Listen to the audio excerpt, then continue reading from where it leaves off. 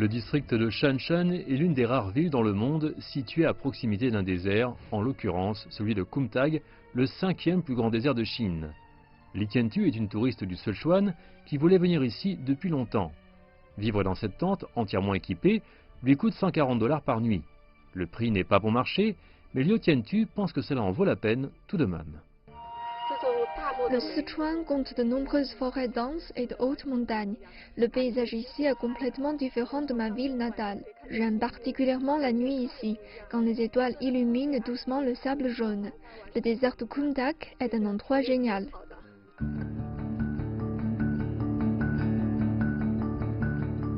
Au premier semestre 2019, le nombre de visiteurs à Kumtag a atteint 360 000, soit le triple par rapport à la même période de l'année dernière. 3 000 personnes viennent ici chaque jour pendant la haute saison touristique. Et chaque touriste peut y trouver un divertissement à son goût.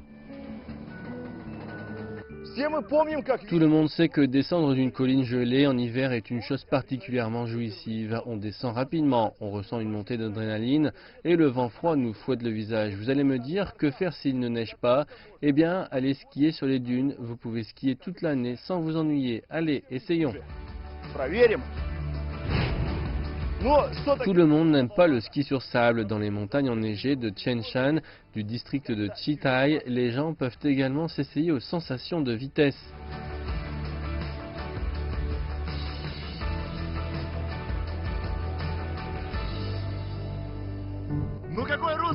Tous les Russes aiment la sensation de vitesse. Le toboggan de la montagne est long de 1600 mètres. La vitesse peut atteindre 40 km par heure, mais on a l'impression d'être à 100. Les cartes sur rail en montagne enflamment l'enthousiasme des touristes.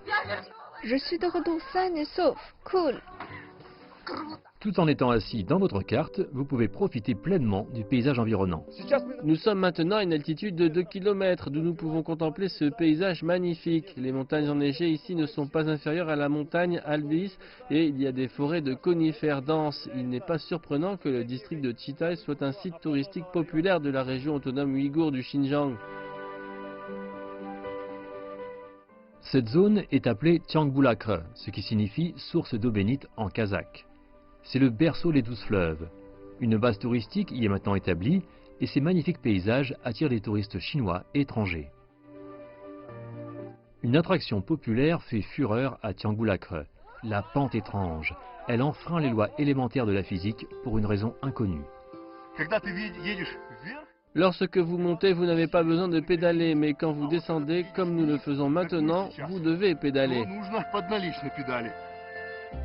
Mais il n'y a pas seulement des chevaux de fer, c'est-à-dire des vélos, sur les pentes de Tiangbulakre. On y voit aussi des dizaines de chevaux magnifiques et fiers dans les alpages. Les chevaux sont spéciaux pour les habitants du Xinjiang. Il s'agit du centre culturel de la société Musan d'Urumqi. Des centaines de touristes viennent ici chaque jour pour assister aux performances de différentes races de chevaux.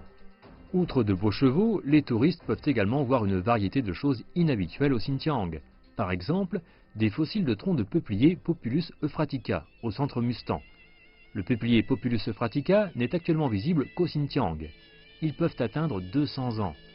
En raison de sa forte vitalité et de sa résilience, le Populus euphratica symbolise l'esprit du Xinjiang.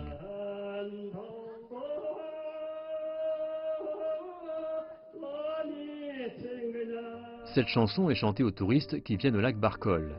Chaque année, ils sont 600 000 à visiter ce site magnifique. Wei Lingyi de la province du Qinghai a entendu parler du magnifique lac Barkol par de nombreuses personnes et voulait depuis longtemps venir ici.